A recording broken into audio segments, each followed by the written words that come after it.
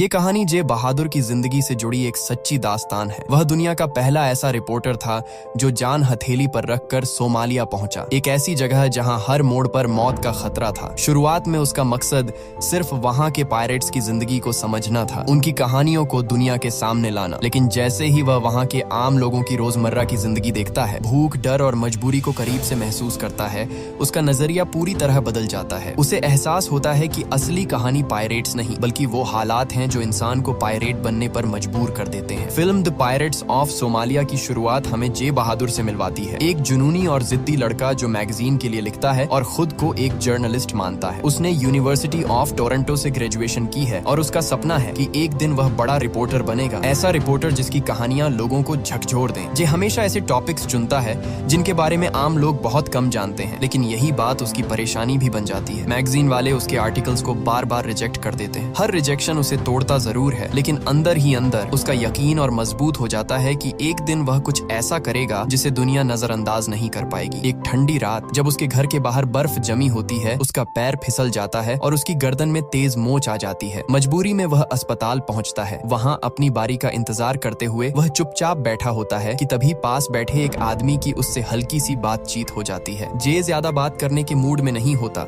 लेकिन जैसे ही वह आदमी अपना नाम सिमोर टॉलमिन बताता है, जे चौंक जाता है। यह वही मशहूर रिपोर्टर है जिसकी लिखी हर कहानी, हर आर्टिकल जे बड़े चाव से पढ़ चुका है। जे उत्साह में उसे कह बैठता है कि वह उसका बहुत बड़ा फैन है और आज तक उसका लिखा सब कुछ पढ़ चुका है। टॉलमिन मुस्कुराकर कहता है कि यह जानकर अच्छा लगा कि आज की पीढ़ी अब भी अखबार और मैगजीन पढ़ती है। जे थोड़ा हिचकते हुए अपनी कहानी सुनाता है कि वह भी आर्टिकल्स लिखता है, लेकिन ज्यादातर रिजेक्ट हो जाते हैं। वह बताता है कि जैसे ही वह हार्वर्ड से अपनी मास्टर्स पूरी करेगा, वह किसी बड़ी मैगजीन या न्यूज़पेपर में काम करेगा और तब लोग उसे भी जानेंगे। उस पल जे को लगता है कि शायद किस्मत ने पहली बार उसके सपने की तरफ एक छोटा सा दरवाजा खोल दिया है। अगली सुबह वह अपने दोस्त से साफ कह देता है कि उसने फैसला कर लिया है, वह अपना देश छोड़कर सोमालिया जाएगा। उसका दोस्त उसे रोकने की कोशिश करता है और कहता है कि वहां के पायरेट्स इंटरव्यू देने से पहले ही गोली मार सकते हैं। इसी बीच टीवी पर ब्रेकिंग न्यूज चलती है कि सोमालिया के पायरेट्स ने एक और अमेरिकन जहाज पर कब्जा कर लिया है और पूरे क्रू को बंधक बना लिया गया है। ये खबर सुनकर जे के अंदर डर की एक लहर दौड़ जाती है। एक पल के लिए वह खुद से सवाल करता है कि क्या उसे सच में सोमालिया जाना चाहिए, लेकिन अब बहुत देर हो चुकी होती है। वह अपने फैसले के बारे में सबको बता चुका होता है और हर तरफ यह बात फैल चुकी होती है कि जे बहादुर सोमालिया जाकर एक किताब लिखने वाला है। कुछ दिनों बाद अचानक उसे सोमालिया से कॉल आती है। सामने वाला खुद को एक रिपोर्टर बताता है और कहता है कि उसके पिता वहां के प्रेसिडेंट हैं। वह जे से कहता है कि उसने सुना है कि वह सोमालिया पर एक किताब लिखना चाहता है ताकि दुनिया को यहाँ की सच्चाई पता चल सके। वह उसका खुले दिल से स्वागत करता है और भरोसा दिलाता है कि अगर वह सोमालिया आता है तो रहने, खाने पीने और काम से जुड़ी हर चीज का इंतजाम वही करेगा। उस कॉल के साथ ही जे की जिंदगी एक ऐसे मोड़ पर पहुंच जाती है जहाँ से वापसी आसान नहीं होती। अब जे बहादुर फिर से टॉलमिन के पास पहुंचता है और उसे पूरी बात बताता है कि सोमालिया के प्रेसिडेंट के बेटे ने खुद कॉल करके उसे इनवाइट किया है ताकि वह वहां जाकर दुनिया को सच्चाई बता सके। टॉलमिन ध्यान से उसकी बात सुनता है और फिर गंभीर होकर कहता है कि अगर तुम सच में सोमालिया जा रहे हो तो वहां सिर्फ घूमकर या देखकर काम नहीं चलेगा। तुम्हें वहां वक्त बिताना होगा, लोगों के बीच रहना होगा, उनसे बात करनी होगी और यह तब तक मुमकिन नहीं है जब तक तुम उनकी भाषा नहीं सीखते। भाषा ही वह रास्ता है जिससे तुम उनके दिल तक पहुंच पाओगे। यहीं से जे बहादुर की असली तैयारी शुरू होती है। वह सोमालिया की भाषा सीखने लगता है, शब्दों के साथ साथ उनके मतलब और भावनाएं भी समझने की कोशिश करता है। इसके बाद सबसे मुश्किल काम आता है, अपने पेरेंट्स से इजाजत लेना। वह उनसे खुलकर बात करता है, अपने सपने और अपने खतरे दोनों बताता है। थोड़ी चिंता और डर के बावजूद उसके माता पिता उसे जाने की परमिशन दे देते हैं। कुछ ही वक्त में जे अपना सामान बांध लेता है और सोमालिया के लिए निकल पड़ता है। जब उसका प्लेन सोमालिया में लैंड करने वाला होता है तो वह खिड़की से नीचे देखता है। अचानक उसकी आंखों के सामने एक खौफनाक मंजर आता है। कुछ आतंकवादी एक रिपोर्टर को बेरहमी से मार देते हैं। वह सिहर उठता है। फिर वह प्लेन के अंदर देखता है जहां कई और रिपोर्टर बैठे होते हैं, लेकिन अगले ही पल सब मारे जा चुके होते हैं। उनके हाथों में वे आर्टिकल्स होते हैं जो उन्होंने सोमालिया पर लिखे थे। डर के मारे उसका दिल जोर जोर से धड़कने लगता है और तभी उसकी आंख खुल जाती है। वह हड़बड़ाकर उठता है। ये सब एक सपना था। वह राहत की सांस लेता है और देखता है कि उसके आसपास असल में आम सोमालियन बैठे हुए हैं। कुछ ही देर में प्लेन लैंड करता है और जे बहादुर सोमालिया की धरती पर कदम रखता है। एयरपोर्ट पर उसे रिसीव करने के लिए एक आदमी आता है जिसका नाम अब्दी होता है। वह बाइलिंगुअल है, अपनी भाषा के साथ साथ इंग्लिश भी बहुत अच्छे से बोलता है, इसीलिए जे को उससे बात करने में कोई दिक्कत नहीं होती। रास्ते में अब्दी उससे पूछता है कि वह इतनी दूर यहाँ क्यों आया है, क्योंकि आज से पहले कोई रिपोर्टर यहाँ तक आने की हिम्मत नहीं करता। जे साफ कहता है कि वह यहाँ के पायरेट्स के बारे में जानना चाहता है और दुनिया को बताना चाहता है कि वे असल में क्या सोचते हैं। यह सुनकर अब्दी उसे तुरंत टोकता है और कहता है कि उन्हें कभी पायरेट्स मत कहना, वे खुद को पायरेट्स नहीं बल्कि मसीहा मानते हैं। कुछ आगे जाते ही पुलिस उनकी गाड़ी को रुकवा लेती है और सबको बाहर उतरना पड़ता है। जे वहाँ का माहौल देखकर हैरान रह जाता है। आम लोग खुलेआम नशीली चीजों का इस्तेमाल कर रहे होते हैं, उन्हें रोकने वाला कोई नहीं है। यहाँ तक कि कानून की रखवाली करने वाले पुलिस वाले खुद वही नशीली चीजें खरीद रहे होते हैं। एक पुलिस ऑफिसर मजाक में जे से कहता है कि उसे भी यह ट्राई करना चाहिए। जे पहले मना कर देता है, लेकिन फिर उसे एहसास होता है कि अगर उसे यहाँ की असली सच्चाई समझनी है तो उसे लोगों से दूरी नहीं बनानी चाहिए। वह खुद को रोकता नहीं और वही करता है जो बाकी लोग कर रहे होते हैं। इसके बाद वे प्रेसिडेंट के बेटे के घर पहुंचते हैं। वह जे को देखकर बहुत खुश होता है। शुरुआत में जे को लगता है कि शायद वह भी पायरेट्स से मिला हुआ है और उनका साथ देता होगा, लेकिन सच्चाई इससे बिल्कुल उलट निकलती है। वह पायरेट्स को गालियां देता है और कहता है कि उन्हीं की वजह से उसका देश बदनाम हो चुका है। वह कहता है कि अगर पायरेट्स न होते तो लोग सोमालिया आने से नहीं डरते। वह बताता है कि पायरेट्स का एक लीडर है जिसका नाम बोया है। अगर किसी तरह उस लीडर को खत्म कर दिया जाए तो बाकी सब अपने आप सरेंडर कर देंगे, लेकिन यह काम कहना जितना आसान है, करना उतना ही मुश्किल। इसके बाद वह जे से कहता है कि वह उसे अपने पिता यानी देश के प्रेसिडेंट से मिलवाना चाहता है। दोनों गाड़ी में बैठकर प्रेसिडेंट के घर की तरफ निकल पड़ते हैं। रास्ते में वह एक और सच्चाई बताता है कि पायरेट्स का लीडर आम लोगों के लिए हीरो है, क्योंकि वह जो भी लूटता है उसका एक हिस्सा गरीबों में बांट देता है। लोगों को लगता है कि वह उन्हीं की मजबूरी और हालात की वजह से लुटेरा बना है, इसी वजह से वे सब उसका साथ देते हैं। वह यहाँ का रॉबिन हुड बन चुका है। आखिरकार वे प्रेसिडेंट के घर पहुँचते हैं, जहाँ प्रेसिडेंट खुद जे बहादुर का स्वागत करता है। वह दिल खोलकर अपने देश के हालात बताता है। वह कहता है कि हालात इतने खराब हैं कि वह खुद भी यहाँ नहीं रहना चाहता था और अपने परिवार के साथ ऑस्ट्रेलिया जाना चाहता था, लेकिन लोगों ने उसे रोका क्योंकि उन्हें लगा कि सोमालिया को उसकी जरूरत है। वह बताता है कि उसका सपना है कि सोमालियन पढ़ें, स्कूल और कॉलेज जाए ताकि देश आगे बढ़ सके। लेकिन हकीकत यह है कि ज्यादातर माँ बाप अपने बच्चों को पढ़ाना ही नहीं चाहते। उनका एक ही सपना होता है कि बड़े होकर उनके बच्चे पायरेट्स बने। प्रेसिडेंट भारी आवाज में कहता है कि जब तक लोगों का माइंडसेट नहीं बदलेगा तब तक यह देश आगे नहीं बढ़ सकता। वह जे की तरफ देखता है और कहता है कि तुम्हें अपनी किताब जल्दी लिखनी होगी। फिर अचानक सवाल करता है, क्या तुमने अपनी किताब का नाम सोचा है? जे बहादुर साफ कह देता है कि उसने अभी तक अपनी किताब का नाम नहीं सोचा है। इसके बाद अब्दी उसे उस जगह पर ले जाता है जहां उसके रहने का इंतजाम किया गया होता है। चारों तरफ हथियारबंद पहरा होता है ताकि उसकी जान को किसी तरह का खतरा न हो। वहीं उसके लिए खास तौर पर इंटरनेट भी लगवाया जाता है, क्योंकि सोमालिया में आम तौर पर इंटरनेट मौजूद ही नहीं है। अब्दी उसे सख्त लहजे में समझाता है कि किसी भी हालत में बाहर नहीं निकलना है। अगर पायरेट्स को जरा सी भी भनक लग गई कि कोई बाहर का आदमी यहाँ रिपोर्टिंग के लिए आया है तो वे उसे बिना सोचे समझे मार देंगे। अगली सुबह जब जे उठता है तो खिड़की खोलकर बाहर झांकता है। नीचे उसे आम लोग दिखाई देते हैं और उन्हीं के बीच एक लड़की भी नजर आती है। तभी पीछे से अब्दी उसे देख लेता है और तुरंत बताता है कि उस लड़की का नाम मारिया है। वह उसे चेतावनी देता है कि गलती से भी दोबारा उसकी तरफ मत देखना। वह एक बेहद मशहूर लुटेरे की पत्नी है जिसने पूरे सोमालिया में कई शादियां कर रखी हैं। उसकी सभी पत्नियां नशीले पदार्थ बेचने का काम करती हैं, जिन्हें वहाँ खाद कहा जाता है। जे कह देता है कि वह मारिया का इंटरव्यू लेना चाहता है। ये सुनकर अब्दी सख्त हो जाता है और समझाता है कि ऐसा करने की कोशिश भी की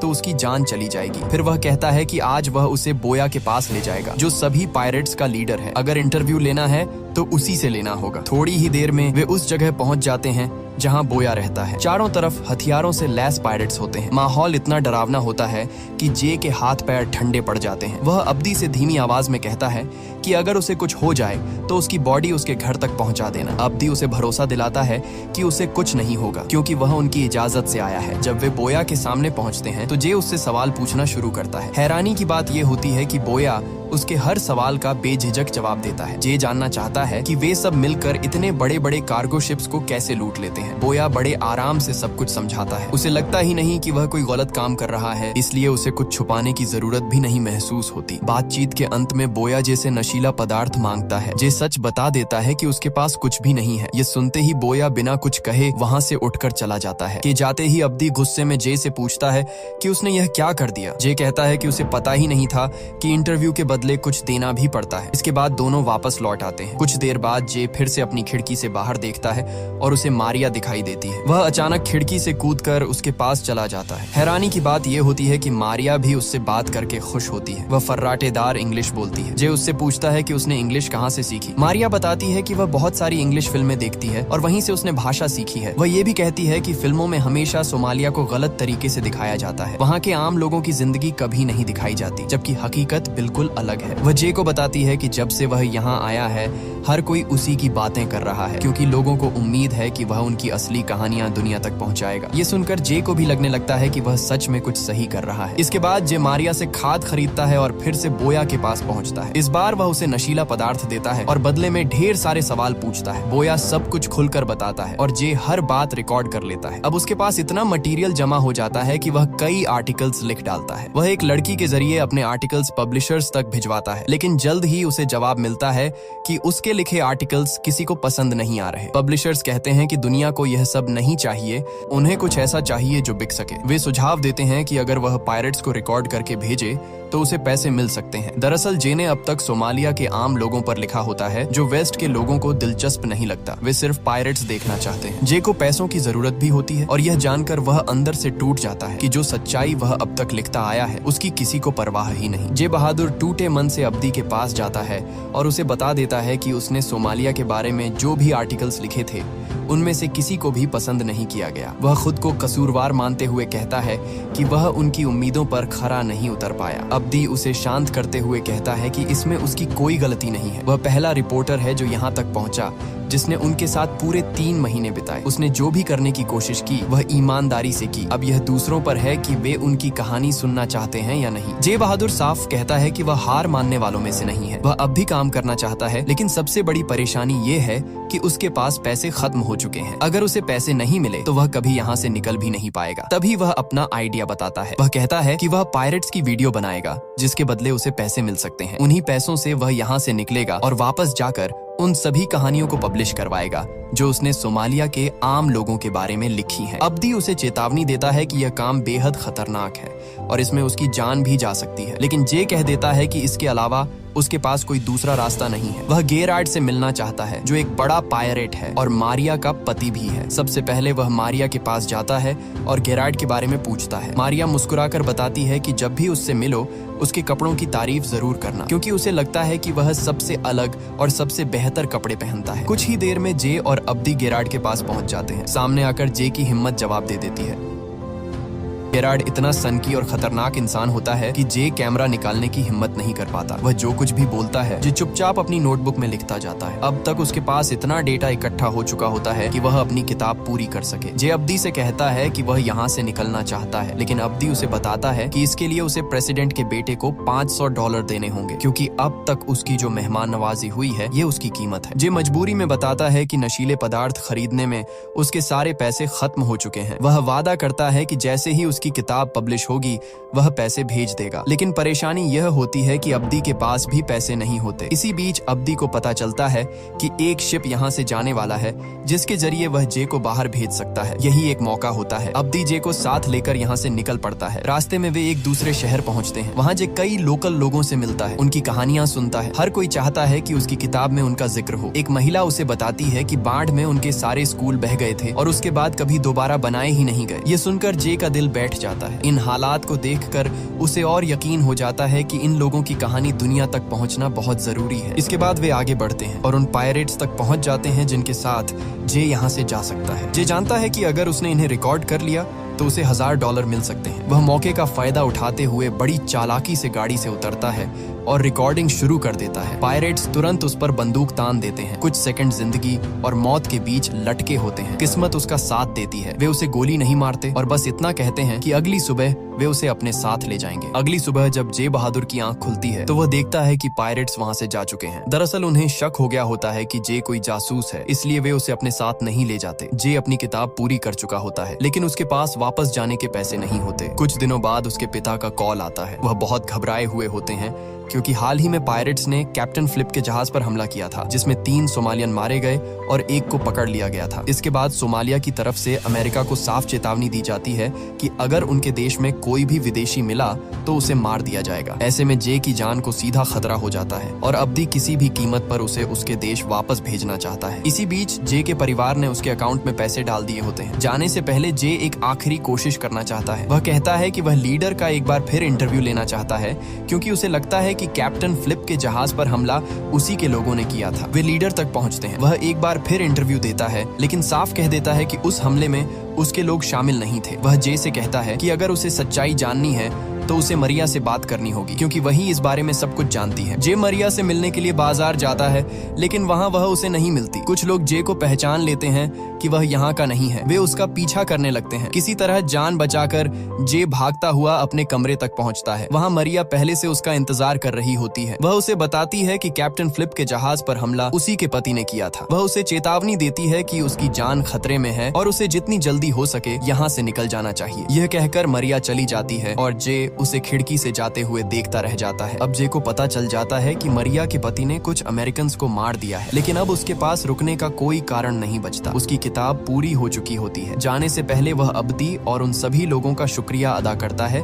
जिन्होंने हर कदम पर उसकी मदद की थी। उसे यह भी पता चलता है कि प्रेसिडेंट ने पायरेट्स के लीडर को गिरफ्तार करवा दिया है। सबको अलविदा कहकर जे बहादुर आखिरकार अपने देश के लिए निकल जाता है। जैसे ही उसके मोबाइल में नेटवर्क आता है, वह देखता है कि सैकड़ों मैसेज पड़े हुए हैं। ये सभी न्यूज चैनल्स के होते हैं। हर कोई उससे वही इंटरव्यू चाहता है जो उसने मरिया के पति जिराड का लिया था, जिसके लोगों ने कैप्टन फ्लिप के जहाज पर हमला किया था। 8 पब्लिशर्स के मैसेज भी आते हैं जो उसकी किताब छापने के लिए तैयार होते हैं और बदले में उसे मोटी रकम ऑफर करते हैं। जिस काम के लिए वह सोमालिया गया था उसमें वह आखिरकार कामयाब हो चुका होता है। लोग अब उसके काम को जानना चाहते हैं। कुछ ही समय में उसकी किताब पब्लिश होती है और उसी साल बेस्ट सेलर बन जाती है। 2013 में CSIS उसे बुलाती है ताकि वह सोमालिया की सच्चाई दुनिया के सामने रख सके। ये बताता है कि सोमालिया के आम लोग जंग नहीं चाहते। वे बस चाहते हैं कि उनके कल्चर को, चाहे वह कितना ही जटिल क्यों न हो, समझा जाए और उनकी नजर से देखा जाए। तभी दुनिया और सोमालिया के बीच शांति मुमकिन है। उसकी बातें सुनी जाती हैं और उसी साल अमेरिका की तरफ से सोमालिया को शांति का प्रस्ताव दिया जाता है। 20 सालों में पहली बार ऐसा होता है कि सोमालिया की सरकार और US गवर्नमेंट के बीच समझौता होता है। यह सब जे बहादुर की वजह से मुमकिन हो पाता है। उसने अपनी जिंदगी को दांव पर लगाकर सच को सामने रखा और उसी का नतीजा था कि आज पूरी दुनिया उसे जानती है। एक आम सा रिपोर्टर जो एक बड़ा नाम बन चुका था। यहीं पर यह सच्ची कहानी खत्म होती है।